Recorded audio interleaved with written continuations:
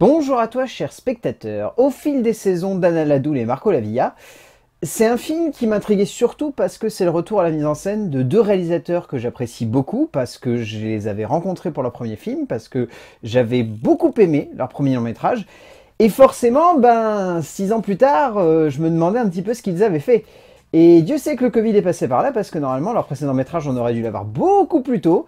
Mais donc, le voici, il est là, et il a l'air quand même assez surprenant. Le résumé pour faire simple, Charlie est une jeune fille qui a mis entre parenthèses ses études pour s'occuper de sa mère, souffrante et mal en point. Elle l'accompagne dans sa petite maison en pleine campagne, où elle va l'aider à maintenir sa ferme pendant qu'elle se soigne. La surprise est moins là, ça c'est indéniable. Pour autant, je trouve que c'est un joli petit moment de cinéma que nous offrent les deux réalisateurs. Il y a une vraie idée de vouloir proposer aux spectateurs un long métrage qui fasse du bien. Dans le sens le plus noble du terme. C'est-à-dire qu'à aucun moment le film ne cherche à être plus que ce qu'il revendique, et ce que vous avez pu voir au cœur de l'interview que vous avez vu normalement hier, c'est-à-dire faire du bien. Un bon feel-good movie. C'est leur objectif. Donc en un sens, c'est ce qu'est le long métrage. Un bon feel-good movie. Moi, ce que j'aime beaucoup aussi, c'est qu'il y a ce mélange en termes d'esthétique et de composition entre un cinéma bien à la française, mais une envie de vouloir rappeler un certain cinéma indépendant américain. De toute façon, ça a toujours été leur vision, ils ont été bercés par ça, et bercés par ce cinéma, comme ils appellent guérilla, où on a l'impression que c'est fait un peu sur le qui-vive. Donc, ça se ressent ici. Et ça se ressent dans la partie la plus positive comme la plus négative, c'est-à-dire que par moment, le long métrage sonne comme très convenu et très classique et n'est pas aussi surprenant qu'on pourrait l'attendre. Après, la surprise vient plutôt du choix des acteurs, de l'ambiance et du message qui est véhiculé par le long métrage. Mais je peux pas m'empêcher de trouver le film trop convenu en fait pour ce qu'il est. C'est-à-dire que c'est un bon feel-good movie, mais il n'y a pas grand-chose de plus à en tirer à la fin. Il n'est pas toujours facile de faire d'un mélodrame quelque chose d'universel, qui parvienne à toucher le tout un chacun, sans sonner comme une œuvre sirupeuse et faite de bons sentiments qui pourrait facilement laisser le spectateur sur le banc de touche sans les meilleurs outils pour apprécier ce qui se construit devant lui. Sans forcément renouveler ce que leur premier long métrage avait prouvé, le duo Ladoul et Lavilla démontre une nouvelle fois une maîtrise profonde de l'émotion à l'écran, car si le long métrage qui se déroule devant nous va dans une direction très classique, les deux cinéastes parviennent tout de même à faire en sorte que ces trois femmes deviennent de vraies et fortes héroïnes de cinéma. En termes d'écriture, Anna Ladoul et Marco Lavilla ont une vision très singulière en fait de leurs personnages. Leur objectif est avant tout de traiter 3 générations de femmes. 3 générations de femmes en plus qui sont fortement reliées puisque nous avons une grand-mère, une mère et une fille. Et ce qui est intéressant en fait, c'est de montrer à quel point le pont entre les générations est parfois très difficile dans le sens où il y a des mentalités, où il y a des rapports, où il y a des conditions qui font que chacun de ces personnages n'est pas forcément dans le meilleur, on va dire, contexte pour pouvoir réussir, je sais pas, par exemple, à avoir la fille qui va avoir le meilleur lien avec sa mère, cette mère qui va essayer de retrouver le lien avec la sienne, donc cette grand-mère, et cette triple position de personnage qui pourrait sembler très cliché et très facile sur le papier, et ça l'est un petit peu par certains aspects, permet surtout en fait aux deux auteurs de proposer une lecture intéressante de l'évolution de la femme au fil des générations. Et cette partie-là est plutôt bien amenée parce que réellement en tant que spectateur, il y a un gros questionnement autour de qu'est-ce qu'être une femme à la fin du XXe siècle et au début du XXIe.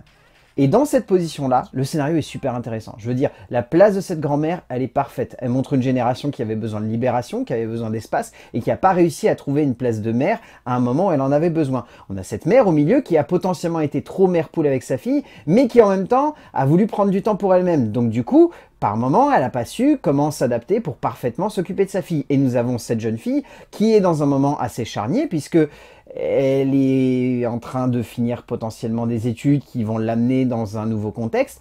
Et nous avons en plus cette dualité avec cette mère qui, elle, a essayé de se sortir du système alors que sa fille a absolument envie de rentrer dedans.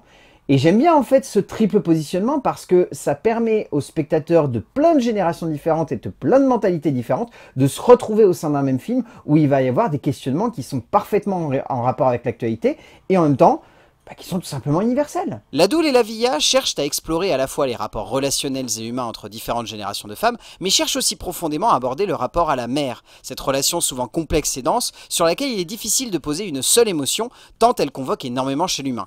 En somme, le gouffre émotionnel abordé par les deux scénaristes est immense, et on sent que par moments ils ne parviennent peut-être pas forcément à parfaitement emmener leur émotion dans la meilleure direction possible, se perdant dans un trop-plein de possibilités, mais où il reste cette sensation que ces trois héroïnes se complètent et nous émeuvent dans leur parcours. En termes de mise en scène, j'avoue avoir été très perturbé au début.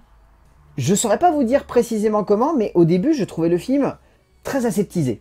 Je me suis vraiment dit, il semble trop lisse en fait ce film. C'est des belles imageries avec une belle campagne qui fait plus anglaise d'ailleurs que américaine, ce qui est assez surprenant lorsqu'on sait qu'ensuite le film se passe vraiment dans l'Amérique bien profonde. Mais au début je me suis demandé, la vache, c'est une imagerie quand même qu'on a déjà vue 1000 fois, donc il n'y a pas du tout de surprise. Et plus le film avance, plus les choix en fait de Ladoul et Lavilla sont vraiment orientés dans cette idée de vouloir nous plonger dans un certain contexte pour avoir une forme de cocooning. C'est-à-dire qu'on est bien dans cet endroit.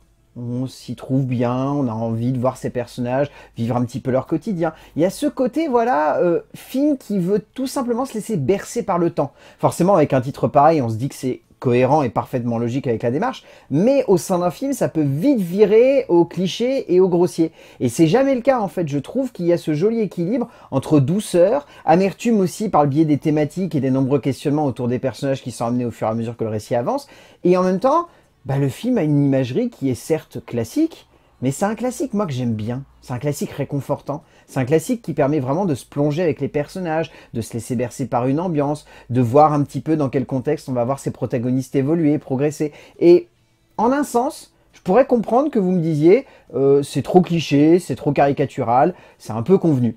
Mais ça amène un petit cachet. Et le fait de se dire que, certes, c'est un cliché ou un côté facile qui fait américain, en sachant que c'est fait par des Français, j'ai presque envie de dire que c'est un peu étonnant, en un genre, non? Si les premières minutes peuvent faire craindre le classicisme un peu trop habituel de beaucoup de films français qui veulent filmer la campagne, on sent tout de même que l'audio français a envie de jouer avec le contexte, le paysage, le décorum dans lequel ces personnages vont avancer pour placer un cadre réconfortant. Cela n'empêche pas Ladoul et Lavilla de se reposer sur pas mal de facilité dans le rythme et dans le découpage en 4 actes de leur récit, mais on sent que l'ensemble donne une impression de réconfort qui porte le rythme et l'avancée dramatique du métrage et donne ainsi un certain rapport à l'image qui rappelle les souvenirs d'enfance que l'on a pu connaître. En termes de casting, alors il n'y a pas forcément beaucoup de rôles secondaires plus marquants que ça. Moi je retiendrai surtout Ken Samuels dans le rôle du shérif qui est vraiment excellent. Je trouve que cet acteur en plus a une gueule. Je veux dire, si vous le voyez dans le film, vous allez très vite comprendre de quoi je veux parler. Si je vous dis ce vieux Bill, ça devrait vous donner un indice. J'ai beaucoup aimé aussi Joseph Olivenes ainsi que Maria McClurg. Il y a aussi Naima Kebrai Kidjo qui est bien aussi. C'est pas forcément des rôles plus marquants que ça. En fait, c'est difficile parce que le film est réellement éclipsé par le trio d'actrices principales qui sont presque toutes au même niveau. Je veux dire, Catherine Deneuve, Andrea Riseborough et Morgan Saylor. Ces trois actrices extrêmement talentueuse. Andrea Riseborough et Catherine Deneuve n'ont vraiment plus à le prouver. Catherine Deneuve encore moins qu'Andrea Riseborough. Et Morgan Saylor, c'est une tout jeune actrice, mais que les cinéastes connaissent déjà bien, puisqu'elle portait Nous les Coyotes littéralement sur ses épaules avec son partenaire. Et là, les trois ont un bel équilibre, même si je dois avouer que j'ai plus envie de retenir Morgan Saylor, parce que je trouve que c'est elle qui drive en fait l'émotion du spectateur au sein de ce long métrage. Morgan Saylor est une nouvelle fois brillante, la jeune actrice démontrant une vraie maîtrise et une intensité de composition qui marque par la justesse avec laquelle elle parvient à être aussi touchante que très attachante. Au bout du compte, Au fil des saisons n'est pas un film très surprenant, mais est un film réconfortant. Si vous avez vu Nous les Coyotes, c'est dans la même veine, mais sans la surprise. Si vous n'avez jamais vu le cinéma d'Anna Ladoul et Marco Lavilla, je pense que vous allez bien apprécier ce petit moment de cinéma, qui n'a rien d'étonnant, qui n'a rien de très surprenant dans sa catégorie, mais qui marche, qui nous embarque dans une petite série d'émotions et qui surtout nous fait ressentir ce qu'un bon feel-good movie devrait nous faire ressentir. C'est-à-dire à la fin, on a un bon petit smile, on est content, on a vu un joli petit moment de cinéma, on s'attache à des personnages qui sont hauts en couleur. Donc rien que pour ça, Au fil des saisons d'Anna Ladoul et Marco Lavilla, vous pouvez aller le voir. Ce sera un bon petit moment de cinéma qui va vous faire du bien en ce début mars. A plus!